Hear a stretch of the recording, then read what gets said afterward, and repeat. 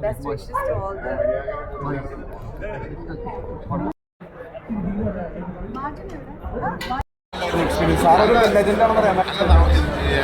നമ്മളെ സംബന്ധിച്ചിടത്തോളം വ്യക്തിപരമായി അവരുടെ പൊസിഷൻ, അവരുടെ ആ ഫീൽഡിലുള്ള ബന്ധങ്ങളെ കാര്യങ്ങൾ, അവരുടെ ആ പൊസിഷൻസ് ഒക്കെ മനസ്സിലാകുമ്പോൾ ഒരു നല്ല കഥാപാത്രം ബേസ് വരുമ്പോൾ നമുക്ക് അങ്ങനെ ഒരു തോന്നില്ല.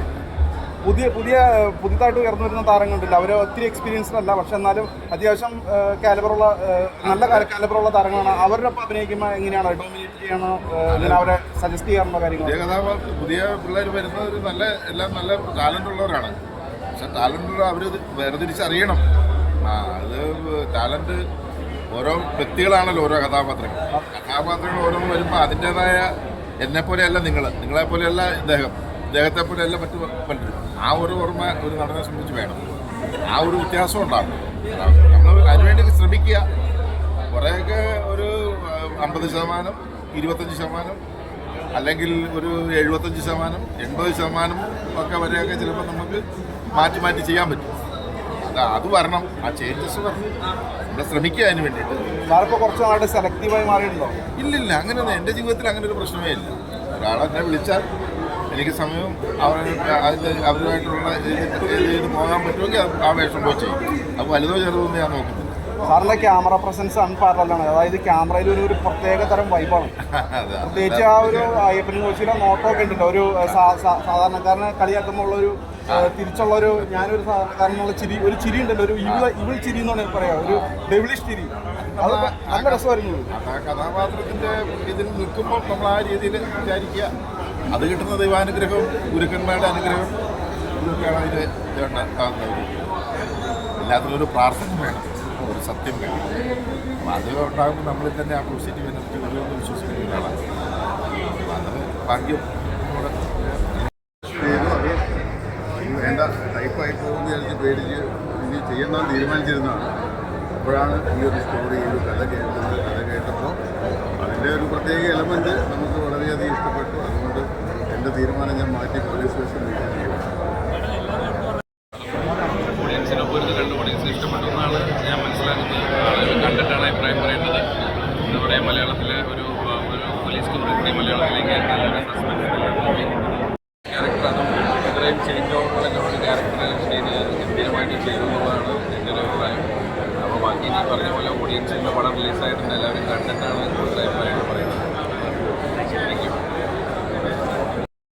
ഓവറോൾ എങ്ങനെയുണ്ടായിരുന്നു? ഞങ്ങളുടെ അവിടുത്തെ എക്സ്പീരിയൻസ് ആണ്. സെറ്റില് ഇവിടുത്തെ എല്ലാവർക്കും നല്ല റെസ്പോൺസാണ്.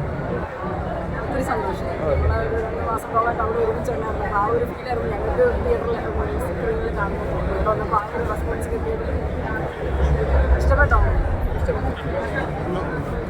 പടങ്ങളാണ്. എങ്ങനെയായിരുന്നു മൊത്തത്തിൽ എക്സ്പീരിയൻസ്? പ്രേക്ഷകരോട് കണ്ടപ്പോൾ എല്ലാവർക്കും ഇഷ്ടപ്പെട്ടു എന്നാണ് പറഞ്ഞത്. ഞങ്ങളല്ലോ പറയുന്നത്. അല്ല, എന്നാൽ പ്രേക്ഷകരോട് കണ്ടപ്പോൾ ഒരു എക്സ്പീരിയൻസ് എല്ലാവരും നല്ല റെസ്പോൺസ് ആണ് പറയുന്നത്. Thank you so much.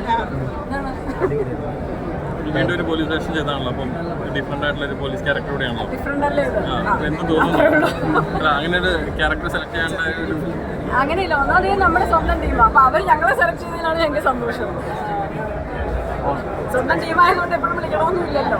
കാണാൻ വരുന്ന ഓഡിയൻസിനോട് എന്താണ് പറയുക? തീർച്ചയായിട്ടും നിങ്ങൾക്ക് ഒരിക്കലും ബോറടിക്കത്തില്ല. എനിക്ക് ഏറ്റവും എടുത്തു പറയേണ്ട ഒരു കാര്യമാണ് ഒട്ടും ലാഗ് അടിക്കുന്നില്ല. നല്ല കറക്റ്റായിട്ട് പടപടപടയെന്ന് പറഞ്ഞ് പോകുന്നുണ്ട്. അപ്പോൾ അതാണ്, അങ്ങനെ തന്നെയാണ് നിങ്ങൾക്ക് തോന്നിയാൽ തോന്നുന്നു. ഒരിടത്ത് പോലും നമുക്ക് ചിന്തിക്കാനുള്ള ഒരു സമയം തരുന്നില്ല എന്നുള്ളതാണ്. അപ്പോൾ അതൊരു വലിയൊരു പ്ലസ് പോയിന്റാണ്. എല്ലാവരും വലിയ സിനിമ തിയേറ്ററിൽ കാണുന്നത്. ഷൈനിങ്ങായിട്ട് എക്സ്പീരിയൻസ് ഒക്കെ ഉണ്ടായിരുന്നു? നമ്മൾ വിചാരിച്ചാൽ ഭയങ്കര പാവാണ്, സെറ്റിലൊക്കെ ഭയങ്കര കമ്പനിയാണ്. അല്ല, ശരിക്കും ഇത് പടത്തിന് എനിക്ക് എല്ലാവരും എടുത്തു പറയാം, പടത്തിന് ക്ലൈമാക്സ് ആണ്. ഒരിക്കലും എക്സ്പെക്ട് ചെയ്യാത്തൊരു സാധനം. അങ്ങനെ ഒരു കണ്ടിട്ടുണ്ട്. ഗംഭീരം.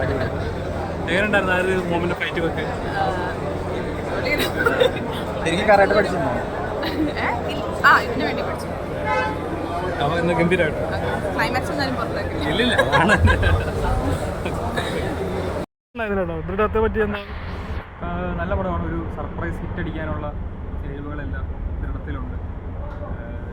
ബാക്കി കഥയുടെ കാര്യങ്ങളൊക്കെ ആരെങ്കിലുമൊക്കെ പറഞ്ഞില്ലെങ്കിൽ സോഷ്യൽ മീഡിയയിലൊക്കെ വായിച്ചറിയുന്നതിന് മുമ്പ് തിയേറ്ററിൽ എത്തി കാണുക എന്നുള്ളതാണ് പെട്ടെന്ന് പറയാനുള്ള കാര്യം. എല്ലാവരും നല്ല പെർഫോമൻസ് ആണ്. ഷെയ്ൻ നന്നായിട്ട് ക്യാരക്ടറിന് ഷോൾഡർ ചെയ്തിട്ടുണ്ട്. കൂടെയുള്ള സപ്പോർട്ടിങ് ആക്ടേഴ്സൊക്കെ നല്ലതാണ്. പിന്നെ നല്ല ഒരു കേസ് പ്രൊസീജിയറൽ പോലത്തെ ഒരു സംഭവം നല്ല രീതിക്ക് സാറ്റിസ്ഫൈഡ് ആയിട്ട് കണ്ടിട്ട് കുറച്ചായല്ലോ മലയാളത്തിൽ. അപ്പോൾ അതെല്ലാം കൊണ്ട് കേസിൽ തന്നെയാണ് ഫോക്കസ് ചെയ്ത് മുമ്പോട്ട് പോകുന്നത്. വേറെ ഡിസ്ട്രാക്ഷൻസോ കാര്യങ്ങളോ അങ്ങനെ മസാല ചേരുവകളൊന്നും ചേർത്തിട്ടില്ല. അവിടെ ജെന്യൂനായിട്ട് എടുത്തേക്കുന്ന പടമാണ്. നല്ലൊരു ആ വേൾഡിലേക്ക് നമ്മൾ ഇന്നാവുന്നുണ്ട്. മ്യൂസിക്കും കാര്യങ്ങളൊന്നും ഇല്ലല്ലോ. എന്തോ മ്യൂസിക്കും കാര്യങ്ങളൊന്നും അതാ പറഞ്ഞ ഒരു കേസ് പോകുമ്പോൾ നമുക്ക് അനാവശ്യ ഡിസ്ട്രാക്ഷൻസ് സോങ്സിൻ്റെ കാര്യത്തിലും ഇല്ല. അതല്ലാതെ വേറെ സബ് ട്രാക്സ് അങ്ങനത്തെ അനാവശ്യമായ കാര്യങ്ങളൊന്നും ഇല്ല. വളരെ നീറ്റ് വർക്കാണ്. ടെക്നിക്കലായിട്ട് പോകണം. ടെക്നിക്കലായിട്ടൊക്കെ നീറ്റ് വർക്കാണ്. പിന്നെ ജിപി ജോസഫ് സ്കൂളിൽ നിന്ന് വന്ന ഒരാളുടെ സിനിമയാണെന്നുള്ളത് അത് കാണുമ്പോൾ ബോർഡ് നമുക്ക് കിട്ടുന്നുണ്ട്. നല്ല ഡെബ്യൂ ആണ് മാർട്ടിൻ്റെ.